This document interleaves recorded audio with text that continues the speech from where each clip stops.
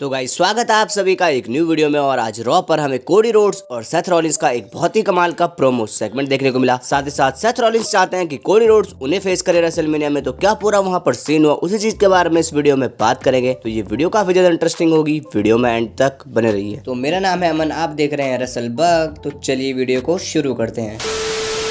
तो गाइस सबसे पहले हम देखते हैं कि कोडी रोड्स रिंग में आते हैं और उनके लिए यहाँ पर यू डिजर्व इट के चैंट्स लग रहे होते हैं। कोडी रोड्स कहते हैं टैंपा बे हम किस बारे में बात करना चाहते हैं। वो कहते हैं कि मेरे दिमाग में कुछ चीजें हैं जो कि मैं कहना चाहता हूँ। और सबसे पहले तो ये चीज कि आज मैंने कोई नई चीज सुनी है, तो समांथा क्या तुम फिर से वो चीज रिपीट कर सकती हो। यानी वो समांथा इरविन से ये कहना चाह रहे थे कि वो एक बार फिर से रिपीट करे कि कोडी रोड्स 2023 और 2024 के रॉयल रंबल विनर है। इसके बाद समांथा इरविन यहाँ पर अनाउंस भी कर देती है। कोडी रोड्स काफी ज्यादा खुश होते हैं और वो समांथा इरविन को यहाँ पर थैंक यू भी कहते हैं। और आज यहाँ पर काफी सारे लोग हैं। मुझे पता है तुम WWE देखने आए हो, मुझे पता है तुम रॉ देखने आए हो, और ये चीज हमारे ऊपर होती है कि हम तुम्हें अपना बेस्ट दें, हम तुम्हें बेस्ट एक्शन दें और 3 घंटे में हम ऐसा कर दें कि तुम सारी अपनी परेशानियां भूल जाओ। लेकिन मुझे लगता है तुम लोगों को भी ये समझ नहीं आता कि कभी कभी हमें भी इन चीजों से निकलना पड़ता है। और पिछले 48 घंटे मेरे लिए काफी ज्यादा चैलेंजिंग रहे। सब कुछ सही था, सब कुछ अच्छा था, लेकिन तुम्हें नहीं पता सैटरडे को मुझे तुम्हारी कितनी जरूरत थी। कोडी रोड्स यहाँ पर काफी ज्यादा इमोशनल हो जाते हैं और वो ऑडियंस से कहते हैं कि मैं काफी ज्यादा शुक्रगुजार हूँ कि आज मैं इस चीज को अनाउंस करने वाला हूँ। और चलो रेसलमेनिया 40 के लिए ये ऑफिशियल करते हैं। जब तक कोडी रोड्स कुछ और कह रहे होते हैं तभी यहाँ पर सेथ रॉलिंस का थीम सॉन्ग बज जाता है। और शायद कोडी रोड्स यहाँ पर रोमन रेंस को ही चैलेंज करने वाले थे, लेकिन तभी यहाँ पर सेथ रॉलिंस आ जाते हैं। सेथ रॉलिंस कहते हैं कोडी टैंपा भी बिल्कुल सही कह रही है, तुम इस चीज को डिजर्व करते हो। और मैं ये चीज इसलिए कह रहा हूँ क्योंकि तुमने और मैंने एक दूसरे की आंखों में देखा है और हमने पास्ट में एक दूसरे को फेस किया है, इसीलिए शायद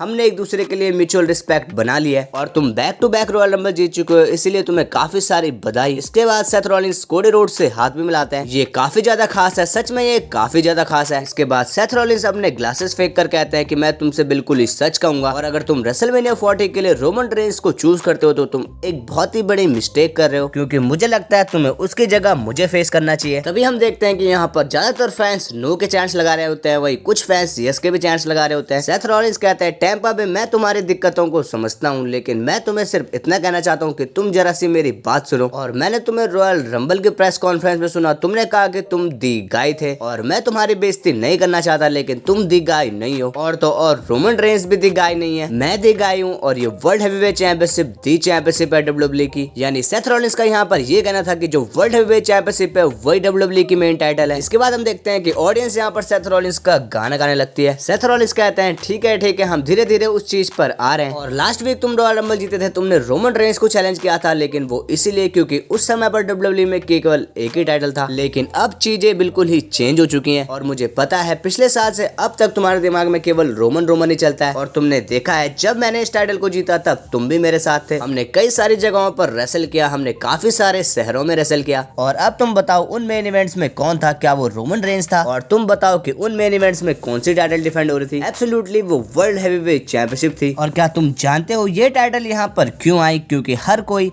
रोमन रेंस से पक चुका था और हर कोई उससे बोर हो चुका था कि वो कभी कभी हफ्ते में दिखता था, कभी कभी महीनों में दिखता था, और कभी कभी तो 6 महीनों में दिखता था, और कभी भी उस टाइटल को डिफेंड नहीं करता था, और हर मैच को चीटिंग करके जीतता था। और हम इस टाइटल के साथ हमेशा रहे, चाहे हड्डियां टूट गई हो, कमर टूट गई हो या फिर घुटना फूट गया हो। और इसीलिए हमें ये दिखाने की जरूरत नहीं है कि रोमन रेंस कोई भगवान है, क्योंकि वो नहीं है। और हमें ये दिखाने की भी जरूरत नहीं है कि रोमन रेंस कुछ अलग ही लेवल पर है। इसीलिए मैं तुमसे पूछना चाहता हूँ कि तुम्हें कौन सा टाइटल चाहिए? क्या तुम्हें हॉलीवुड टाइटल चाहिए? क्या तुम्हें हल्क होगन टाइटल चाहिए? क्या तुम्हें वो टाइटल चाहिए जिसे लोगों ने अपनी पॉलिटिकल पावर लगा के जीता है? या फिर तुम्हें डस्टी रोड्स वाला टाइटल चाहिए? या फिर तुम्हें वर्क हॉर्स चैंपियनशिप चाहिए, ब्लू कॉलर चैंपियनशिप चाहिए? क्योंकि वर्ल्ड हैवीवेट चैंपियनशिप का यही मतलब है। इसका मतलब है कि कौन इन रोब्स के बीच में बेस्ट है। और अगर मैं डस्टी रोड से पूछ सकता कि उन्हें कौन सा टाइटल चाहिए था, तो तुम्हें पता है और मुझे भी पता है कि वो कौन सी टाइटल चूज करते हैं। लेकिन सच्चाई ये है कि इससे कोई भी फर्क नहीं पड़ता, क्योंकि ये उनके बारे में नहीं है, ये तुम्हारे बारे में है और तुम्हारे डिसीजन के बारे में है। और मैं नहीं चाहता कि तुम इसका जवाब अभी दो, क्योंकि मैं चाहता हूं तुम इसके बारे में सोचो, क्योंकि ये काफी बड़ा डिसीजन होगा जो कि तुम अपनी पूरी लाइफ में लोगे। और मैं ये जानना चाहता हूं कि तुम्हारे दिल में क्या है, तुम किस तरह के आदमी बनना चाहते हो। कोडी कहते हैं कि सेथ मेरे दिल में भी तुम्हारे लिए काफी ज्यादा रिस्पेक्ट है, और ये वो लास्ट चीज होगी जिसके बारे में हम बात कर सकते हैं, हम सोच सकते हैं। लेकिन मैं तुम्हें ये बता दूं कि मैं इसके बारे में जरूर सोचूंगा। इतना कहकर कोडी रोड्स माइक फेंक देते हैं और ये सेगमेंट यहीं पर खत्म हो जाता है। तो गाइस आज की वीडियो बस यहीं तक थी। वीडियो पसंद आई हो तो वीडियो को लाइक कीजिए, चैनल को सब्सक्राइब कीजिए। मिलते रहेंगे ऐसे इंटरेस्टिंग वीडियोस के साथ, तब तक के लिए बाय बाय।